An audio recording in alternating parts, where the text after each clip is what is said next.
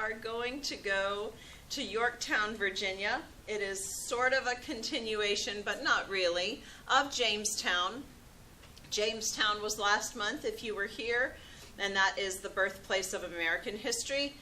Yorktown is the birthplace of independence and the United States history, because that is where the Revolutionary War will end, and we will no longer be a colony of England. We will become the United States of America. So that's what we're going to talk about today. You may have learned that in 1781 the surrender took place in Yorktown, Virginia, and that's probably all you learned unless you lived in Virginia like me. And because I got Virginia history, of course I got a little more than that.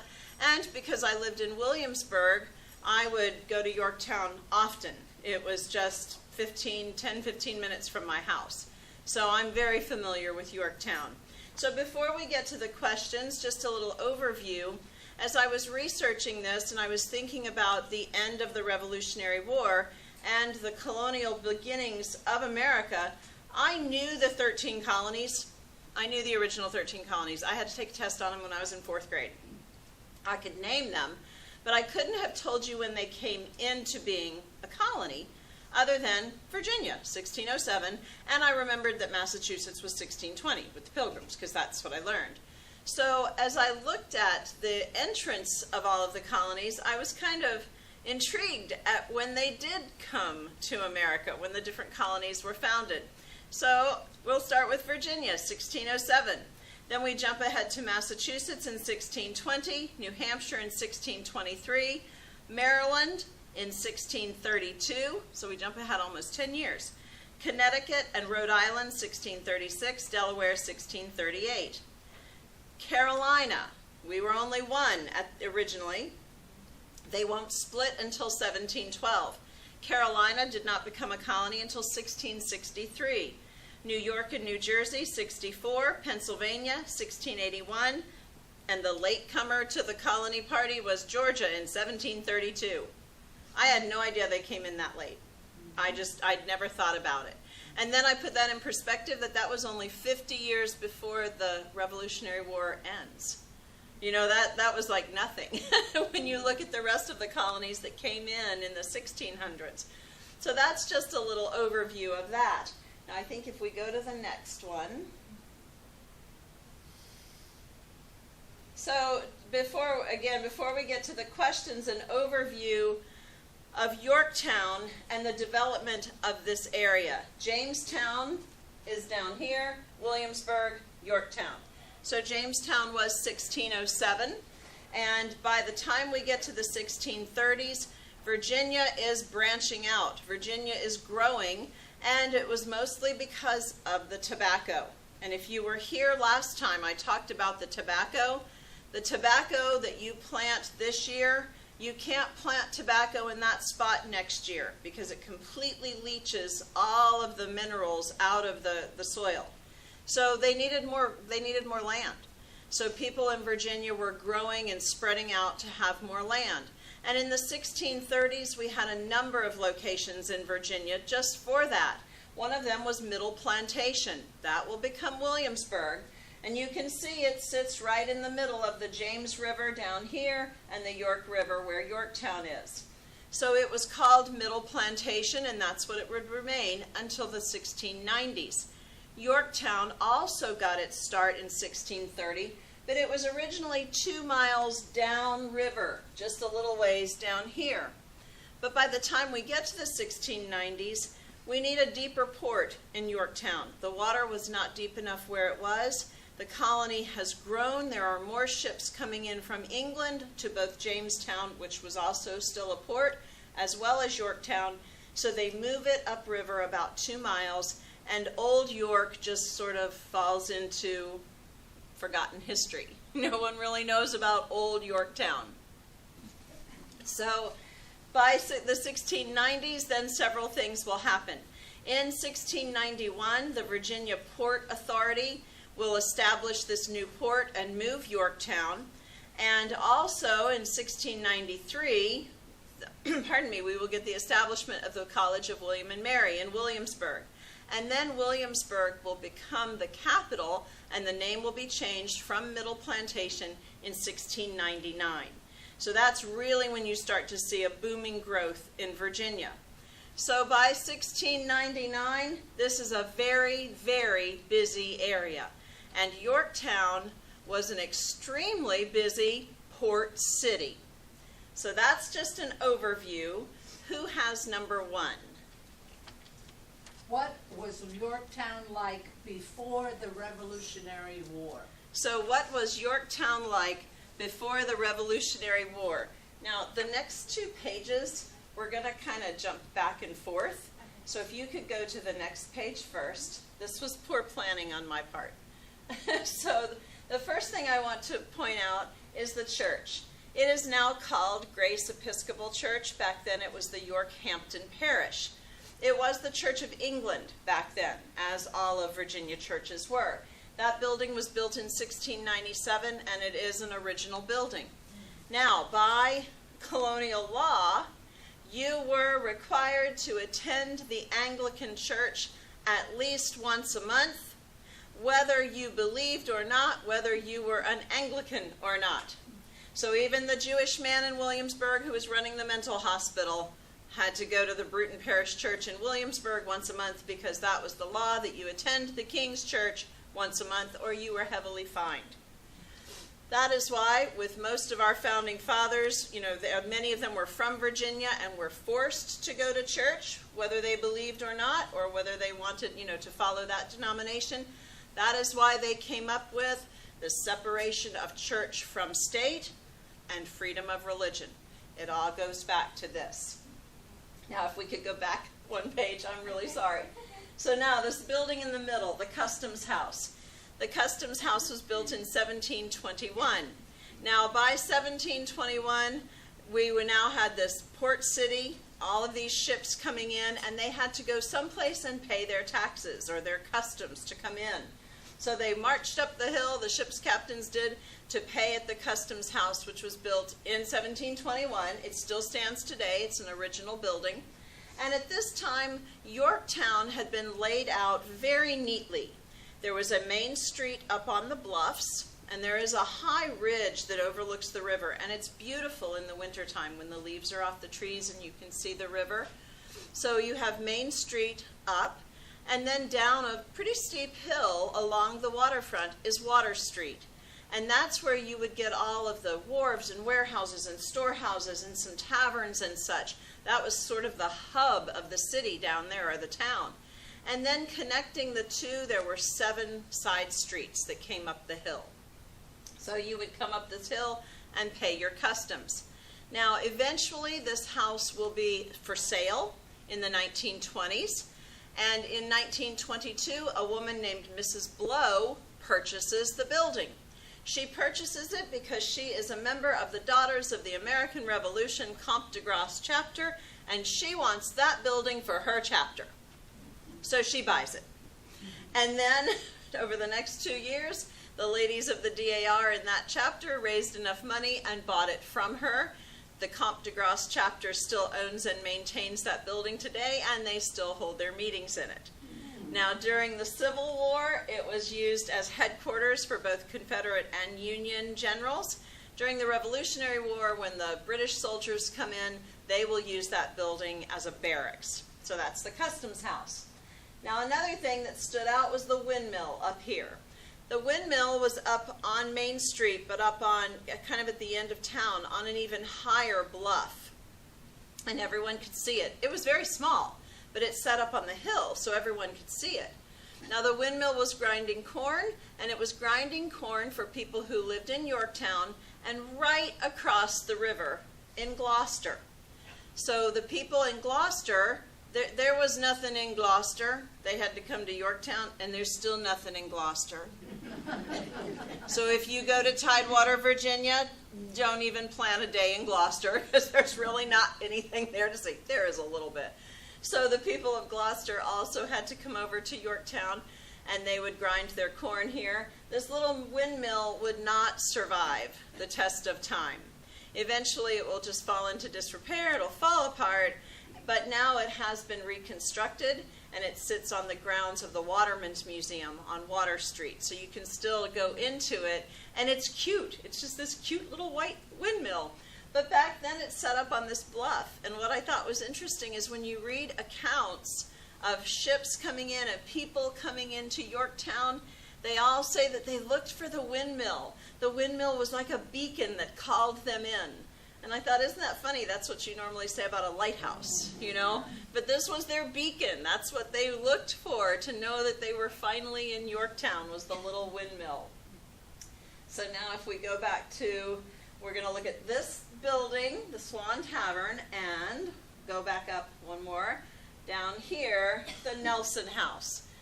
Both the Nelson House and the Swan Tavern were built by Thomas Nelson the elder. There was an elder and a younger. They were not junior and senior because the older one was the grandfather to the younger one, who was the grandson. There was a William in between.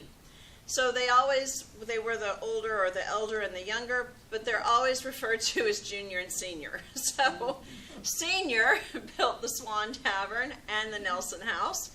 And senior, Thomas Nelson, was called Scotch Tom. Scotch Tom was from Scotland, so they called him Scotch Tom.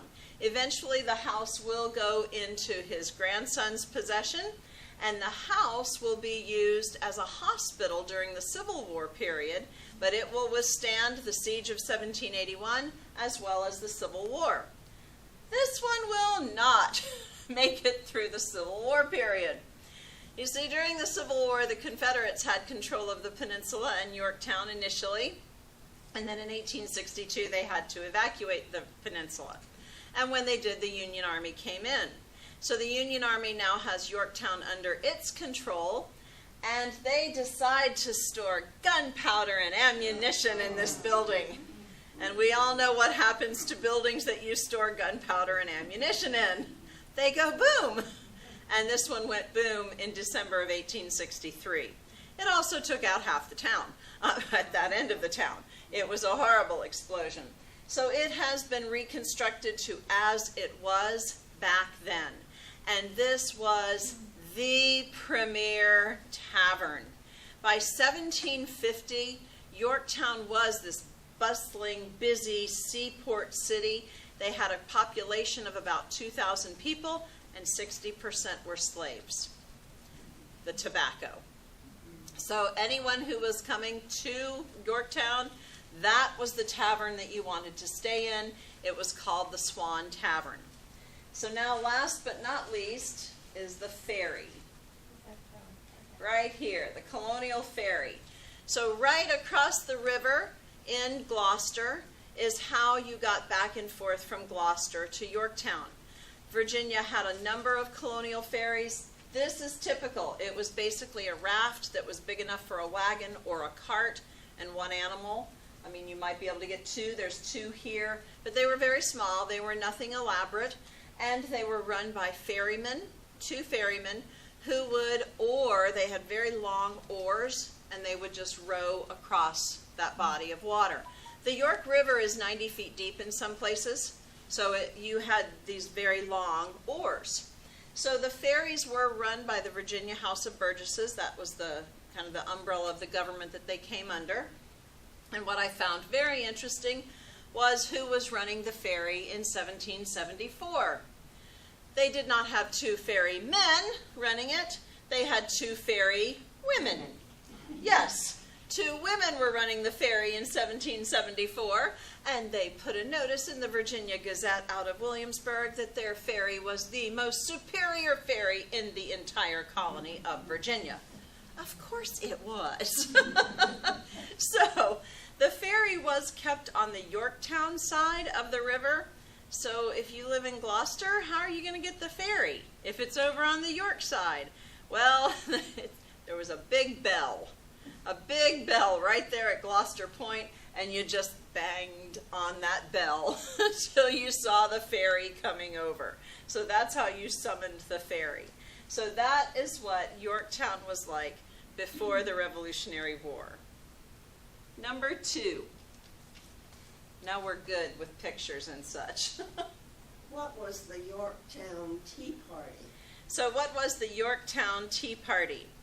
Now, the Yorktown Tea Party is not the one that makes the history books. We all know the one that makes the history books. It took place in Boston, and we'll talk about that in a minute. But The Yorktown Tea Party was very significant in American history, and not many people know about it. There were a number of tea parties. I'm going to tell you when those were, and everyone says, oh yeah, there were like little tea parties now and again, but this one is important. Now this is the only picture I could find. It is courtesy of Colonial Williamsburg. It's a painting of the Yorktown Tea Party, but I had to include this because I majored in theater, and I never did anything with theater as far as I didn't want to be on the stage like a normal actress or a normal director. I liked taking history stories and putting them into plays for children, because that was my thing is children's theater. So I wrote a story about the Yorktown Tea Party from the perspective of the children. And I researched all the children, so if Thomas Nelson had a 12-year-old daughter, then I had a 12-year-old daughter, girl playing his 12-year-old daughter, and it was the whole story of the Yorktown Tea Party from the children's perspective of what had happened when the Tea Party took place. So this is my cast, and I'll talk about them at the very end of the program because one of them said something quite amusing. And we did it outside, and this ship here is called the Alliance. It just happened to sail into view when I was doing my play, and what it does is take people out for like harbor and river tours. So, the Yorktown Tea Party. It will be in November of 1774. Almost a year before, in December of 1773, England decides that they are going to tax the colonies on tea. Now, we're going to have to pay a tax on tea, but there's a little problem. We don't have representation, and we've all heard that, taxation without representation. This is one of those instances. So Britain says, we're going to tax you, and of course, all Britain, we were all English. We all drank tea. And so England says, but you have to pay for the tea when it comes in. And we were like, well, no, wait a minute, that doesn't really sit well. So in December of 1773, a ship comes into Boston Harbor, and on board are 347 chests of tea. So because of this issue of taxation without representation, some of the men disguise themselves as Mohawks. They go on board that ship after dark, and they throw all 347 chests of tea into the river, or into Boston Harbor. This was in the millions of property damage. It was an astronomical amount of tea that went into the river or the harbor. So now the port of Boston will be closed. England will close it. And now the people of Boston can have no ships coming in. There's no food, there are no supplies, there's no nothing coming into Boston. So now the rest of the colonies are all on board to, they're supporting Boston. And there will be tea parties throughout the following year. One will take place just a few days later in Philadelphia. Tea will be tossed there in December of 1773. And then throughout 1774, Princeton, New Jersey in January, New York City in April, Chestertown, Maryland in May, Charleston, South Carolina in June, York, Maine in September, Annapolis, Maryland in October. They were all small tea parties, but they were in support of what had happened in Boston. So in the meantime, Virginia was always a little bit ahead of the game with this is what we're going to do. And back in the early summer, Virginia had said, we're boycotting tea. There's no tea coming into Virginia. So they had even drawn up a formal resolution, boycotting tea. Don't even think about it, merchants. Don't even bring tea into Virginia because it's not welcome here. So they had put this formal resolution together, boycotting tea, and it will later lead to something called the Continental Association, which we'll talk about in a few minutes. But the bottom line was, in November, a ship sailed into Yorktown with 2 half chests of tea. That tea was bound for Mr. Prentice's store up in Williamsburg. Well, the men of Yorktown, including Thomas Nelson Jr., they sent message to Peyton Randolph. Peyton Randolph was the president of the Continental Congress. He was from Williamsburg, so they sent a message to Williamsburg. What shall we do? There's tea in Yorktown. And they waited, and they waited, and they waited until noon. Until noon. And then they hadn't heard anything, so those men of Yorktown, they just went on board and threw those 2 half chests of tea overboard. So Now those 2 half chests of tea end up in the York River, and Mr. Prentice of Williamsburg later issued a statement in the Virginia Gazette saying that bringing tea into Virginia was probably not in anyone's best interests. You think? So, that is what the Yorktown Tea Party was. A significant tea party, which leads us to question number 3. What was the Continental Association? So what was the Continental Association? This is President Peyton Randolph up here at the top. So the Continental Association, Virginia had come up with this resolution to boycott tea. And then some of the other colonies were saying, you know, we agree, we want to boycott tea too. So then in the late summer, early fall, all of the president calls the Continental Congress together, and they all agree, yes, we're going to boycott tea. And they signed the Continental Association. Now this is what it stated. It is a system created by the First Continental Congress in 1774 for the implementing of a trade boycott with Great Britain. So now no tea will come in at all. And these are the men who initially signed it. And if it's kind of hard to tell, there you go down here, South Carolina. If you're from South Carolina, you probably know the names of Henry Middleton, the Rutledges. These are some of the men who signed it.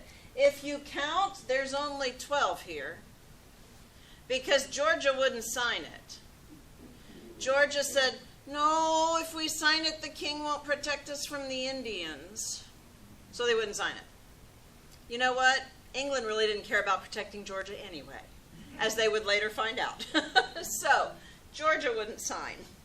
But what had happened is after the tea came into Yorktown, then these men, as well as merchants in all of the colonies, realized that they needed a full boycott of British goods. So the Continental Association will become not just a boycott of tea, but a boycott of all British goods coming into America. That means you don't get tea, you use herbs. That's what they had been using anyway. You can't get fabric anymore. You can't get supplies. This is what part of the association stated. We encourage frugality, economy, and industry, and promote agriculture, arts, and the manufactures of this country, especially that of wool. So to raise sheep, then you were able to make your own clothing. But they didn't just raise sheep, they also planted flax, and they were growing flax to make linen. So you had linen and you had wool, and they actually combined it and created a fabric called linsey-woolsey. How original. Now, linsey-woolsey was really, really itchy. So they had to wear itchy clothing. Now, ladies, that would be bad enough, you know, as a dress or, with a petticoat on, but at least it's not wrapped around our legs. The gentlemen had to wear linsey-woolsey breeches. So, gentlemen, you had itchy breeches on. But now I'm going to tell you a little bit about colonial underclothing. Gentlemen and ladies didn't wear any. So not only do you have itchy breeches on, you have nothing next to your skin but those itchy breeches. And I have had men this week say, oh. Because apparently it was not comfortable to be wearing linsey-woolsey. So this would be part of what fans those flames of revolution and that official trade boycott with Britain, all from that Yorktown Tea Party. Number 4. What happened in 1781? So what happened in 1781? 1781 in October will be the surrender of Cornwallis to Washington. It will end the Revolutionary War. The Treaty of Paris will not be signed for 2 more years, but the war was over. But 1781, as the ending of the war, has its beginnings in January of 1781, not far from here, at a battle called Cowpens. So in January of 1871, Cornwallis, British General Cornwallis, he is defeated at the Battle of Cowpens, and he says to himself, basically, fine, forget South Carolina, I'm going to Virginia. And this is why he was going to Virginia. Virginia is the largest, most populated, and wealthiest colony. Virginia is providing supplies and reinforcements to rebel forces in the Carolinas, and the Virginia economy, particularly that of tobacco exports, is sustaining the war effort. Cornwallis knew if he could get into Virginia and defeat in Virginia, then he could win this war. So forget everything else. He's going to work his way through North Carolina, and he's heading toward Virginia. He sends a message to General Clinton up in New York, and General Clinton says, yes, pick a port city. Cornwallis had two choices. Hampton, Virginia, which was then called Old Point Comfort, and it is where today Fort Monroe sits, or Yorktown. Cornwallis chooses Yorktown. Clinton wanted him to have a port city because Clinton had the British Navy up in New York. And he's going to send the British Navy down to help protect the coast. And they were a powerful navy. So Cornwallis and his men go into Yorktown, and people who were there leave. They evacuate the town. This is when the British soldiers will use the customs house as a barracks. So now Cornwallis is digging into Yorktown, and up in Richmond we had the Marquis de Lafayette. Marquis de Lafayette and the French were here to aid the Americans in fighting this war because the French hated the British. So they were going to do anything they could to help them lose this war. So the French were here supporting the Americans. Lafayette had spies everywhere, and he gets a message that Cornwallis has dug into Yorktown. So he sends a message to George Washington up in New York, and General Washington says, okay, we're on our way. And he gathers his army, and they start marching from New York. In the meantime, the French fleet will sail down to the coast, to the mouth of the bay. Can we go back to the very first where that map is, just for a minute? Thank you. So this is the Chesapeake Bay, the York River, the James River. This is the bay. Right off of here, this is the eastern shore of Virginia, and then we have the ocean. This is Virginia Beach today. This is Cape Henry, and across at Cape Charles on the eastern shore, that one is called Cape Charles.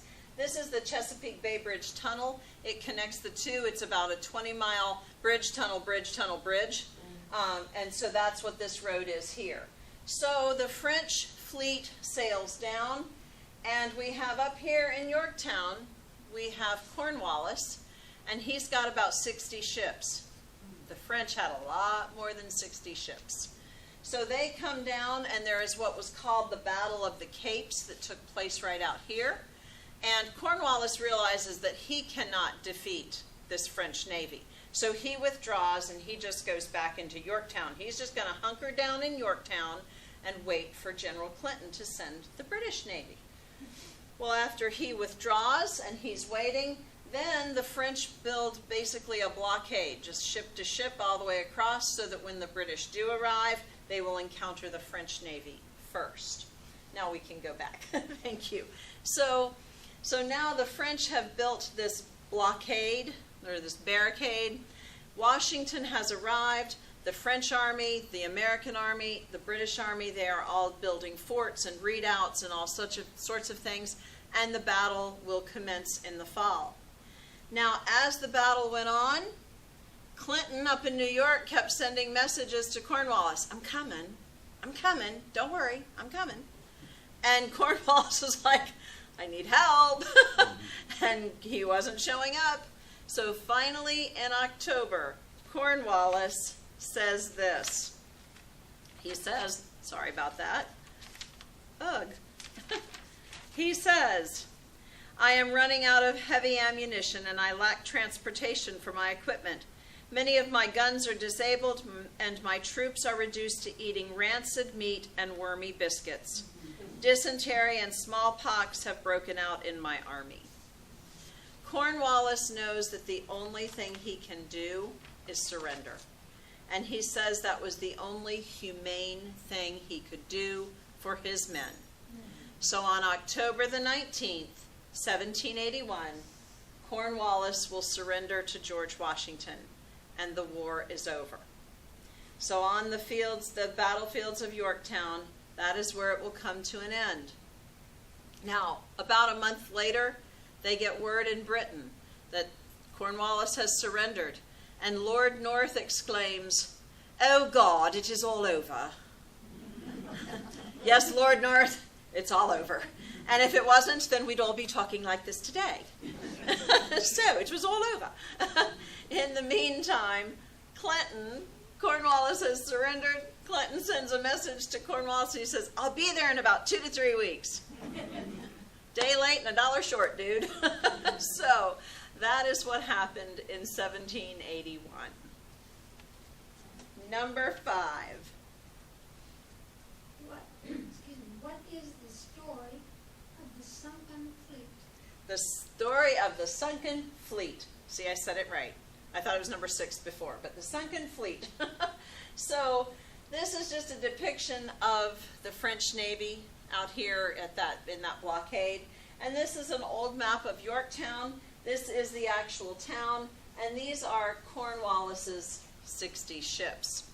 Now, Cornwallis knew, and this little story goes back to September of 1781, Cornwallis knew he could not defeat that French Navy, so he just pulls back into Yorktown. But there's the French right there at the mouth of the bay, and they are right there and could strike at any moment. So Cornwallis feels like the only thing that he can do is build some sort of underwater barricade to keep the French fleet from getting into the land, into the harbor. So Cornwallis will sink 10 or so ships, and that's all we know. We know of 10 because underwater archaeologists have discovered them. And one of them has had some artifacts brought up. It was called the Betsy. They brought up a cannon and cannonballs and plates, things like that. So Cornwallis will sink at least 10 ships, and then he drives pilings through them. So what it did was create a barrier or a barricade so that the French Navy could not get past that sunken fleet. So over time, of course, it will disintegrate. That's what happens to shipwrecks, particularly old wooden ships. They just kind of disintegrate. And what's interesting about it is that still they are there today. And right there at the coast of, right there on the shore of Yorktown, they have this, what they call the Yorktown Beach. It's not a beach, it's the river. It's not a beach. There are no waves. But they have this nice little beach, and there are restaurants, and there are recreational boats, and the Alliance takes people out, to have a river tour. And most people have no idea that right beneath them are 10 or so of Cornwallis's ships. So that is the story of the sunken fleet. Number 6. What happened to Yorktown after the war? So what happened to Yorktown after the war? This is the Yorktown Victory Monument. That's what everybody calls it. It is actually called the Monument to Alliance and Victory to Maintain the Liberty, Sovereignty, and Independence of the United States. When you live there, you just call it the Victory Monument. So 4 days after the surrender in 1781, George Washington sends a message to the Continental Congress. "I want a monument built to honor where our independence was born and to honor those men in both the French and American Army and Navy who had given the ultimate sacrifice." And the Continental Congress says, "Yes, we will build a monument." But we had just lost the war, and we weren't even really anything yet. And Congress says, "We'll build a monument, but we don't have any money." And so there's no monument built. And then we get into the middle of the 1800s, and the people of Yorktown were saying, "Hey, Congress up in Washington, you're established now. We want that monument built here." And Congress says, "Yes, we'll build a monument, but we don't have any money." Don't they still say that today? Yeah. And it really does not matter which side of the political fence we sit on. Republican and Democrat, they never have any money. So they didn't have any money. Finally, 99 years after the surrender, Congress appropriates $100,000 to build a monument. And so now they will build this monument. And around the base here are the names of those who did give the ultimate sacrifice. It would be dedicated, completed and dedicated on the 100th anniversary of the surrender, October 19th, 1881. And October the 19th is always Yorktown Day. It doesn't matter what day of the week it is. October 19th is Yorktown Day, and still on October 19th every year, York County schools shut down. I mean, everything is, government buildings, government offices are closed, and it is Yorktown Day. And there are parades through town. The French contingent comes, so they're a part of the parade. There's living history. There are period arts and crafts like blacksmithing and such. And it's a big deal in Yorktown. There are wreath layings, music, all sorts of festivities. That's where I did my play, was at Yorktown Day. So it's a big deal. So that is one thing, if you ever go there, to definitely go and see the monument.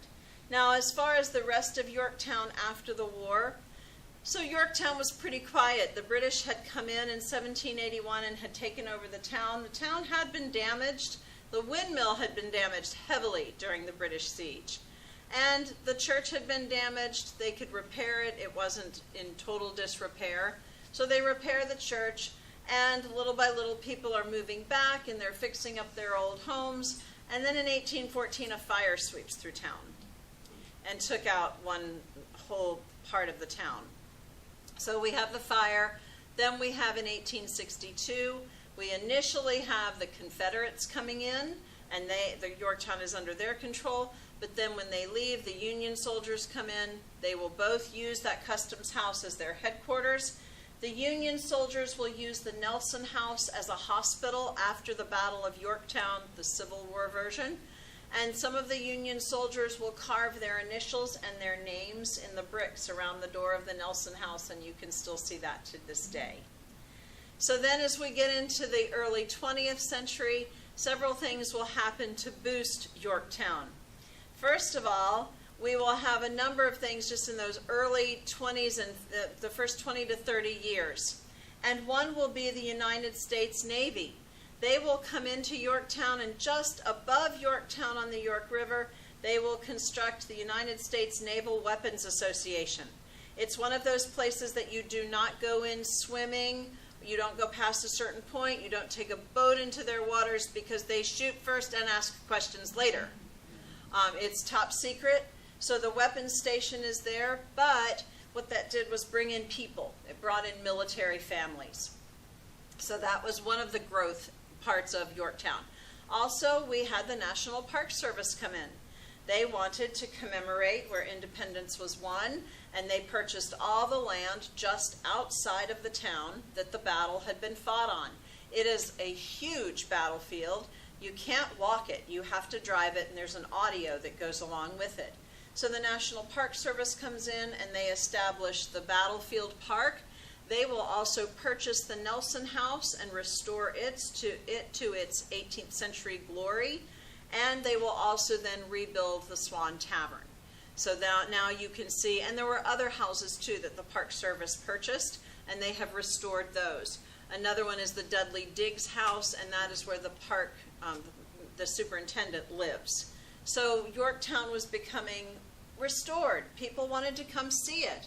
And then in the 1930s, Jamestown is being restored, and Yorktown is being restored, and in Williamsburg, that guy named John D. Rockefeller Jr., he comes to Williamsburg, and he says, I'll fund the restoration for this one.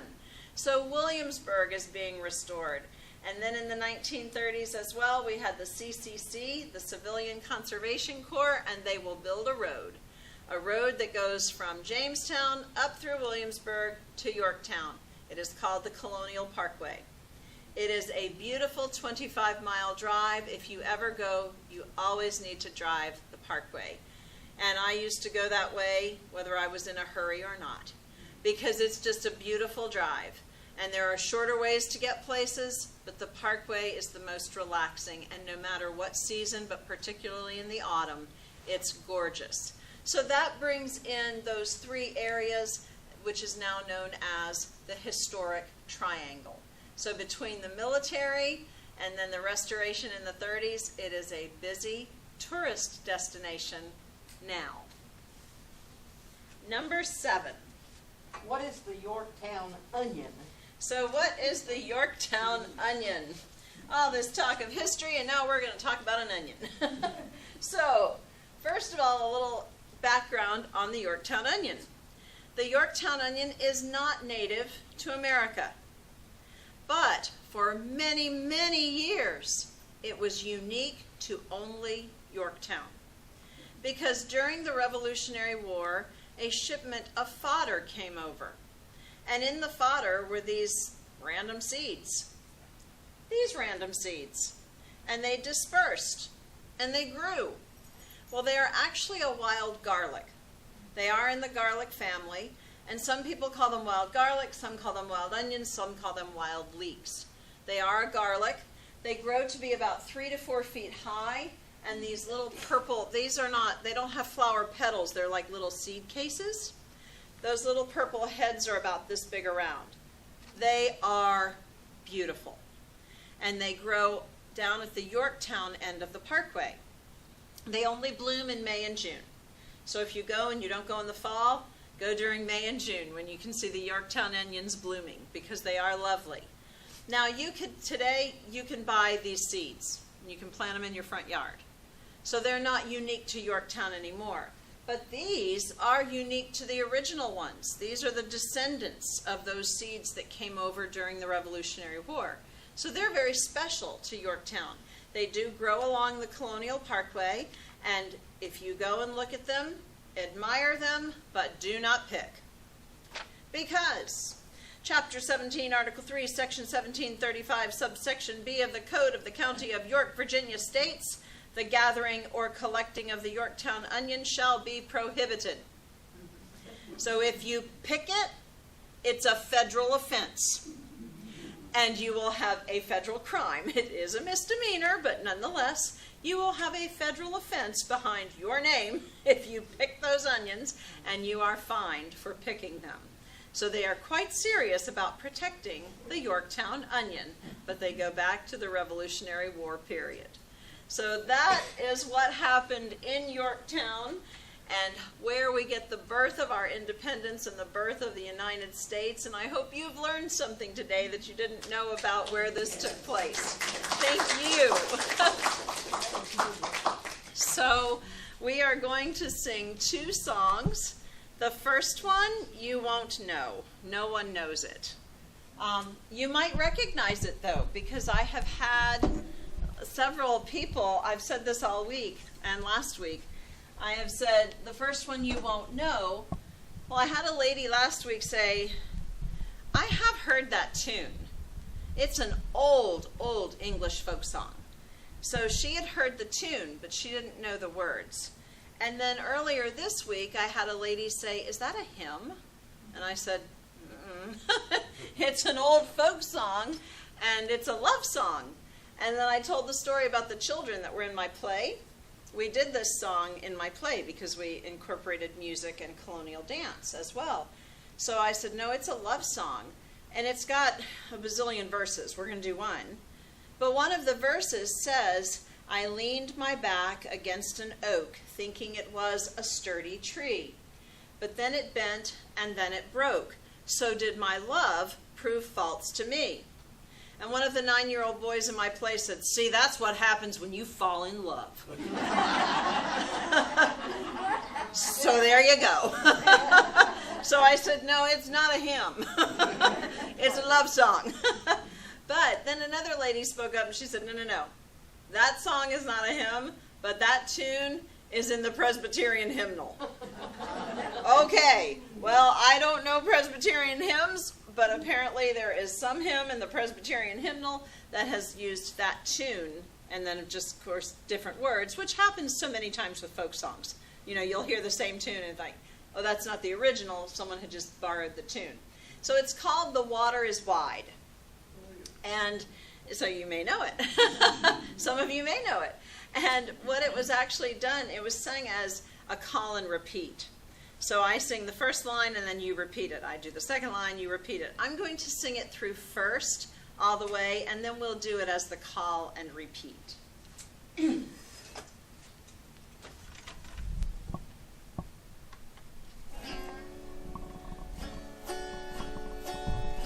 The water is wide, I cannot cross o'er, and neither have I wings to fly. Give me a boat that can carry two, and both shall row, my love and I. So I'll sing the first line, and then you repeat it. The water is wide, the water is wide, I can't cross o'er, I can't cross o'er, and neither have I wings to fly, I wings to fly. Give me a boat that can carry two, that can carry two, and both shall row, my love and I, my love and I.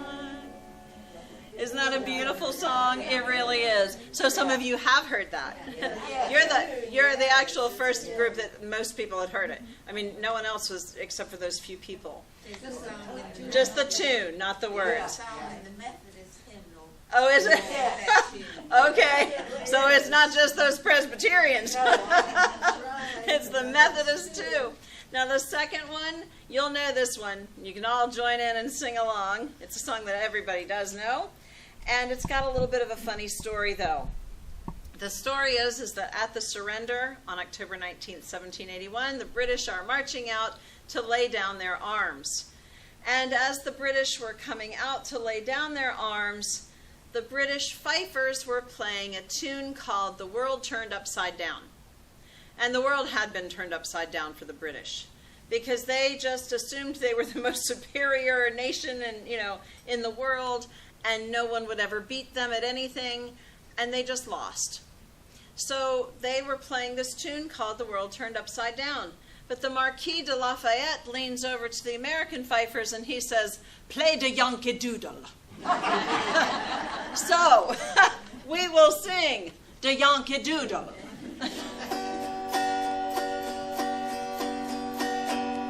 Yankee Doodle went to town riding on a pony, stuck a feather in his cap and called it macaroni. Yankee Doodle, keep it up, Yankee Doodle dandy. Mind the music and the step, and with the girls be handy. Father and I went down to camp along with Captain Gooding.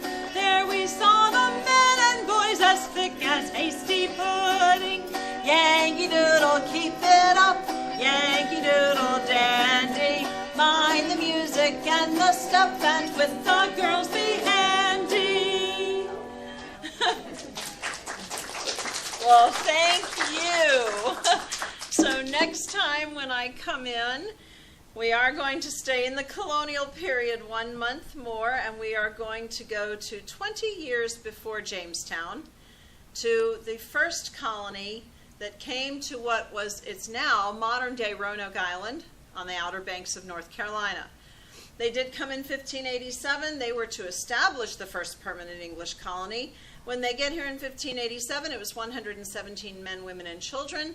Their leader, John White, has to go back to England to get supplies. He sets sail, and he comes back 3 years later, and they were gone. He couldn't get back for 3 years because Queen Elizabeth said, "I'm sorry, we are at war with Spain, and I cannot spare any ships." So 3 years later, he gets permission. He comes back. They had disappeared. But they left a note on the fridge. They did. They left a note on the fridge, and he had told them that if they had to leave, to carve where they were going. And they did. They carved on the palisade and partly on a tree where they were going, which was Croatoan. Today we just call it Croatan. So they carved on the palisade, Croatoan, and on a tree, CRO. They had started to do that again. They did not carve a Maltese cross, and that is what he had said to carve if they had to leave under a stressful situation. If they were going to be attacked, or there was something that was of duress or stress, carve that Maltese cross. There was no cross. So they did not leave in a hurried situation. But nonetheless, he could not get to Croatoan because the ship's captain wouldn't take him. So John White went back to England, not ever knowing what had happened to them, and then we labeled them the Lost Colony. We labeled them that, in about the 1930s. So they didn't think they were lost. They left a note on the fridge. They knew right where they went, and it wasn't a problem. So we didn't know where they were, and we wouldn't, and archaeologists have been researching this for 400 years. But now we're pretty sure we know where they ended up.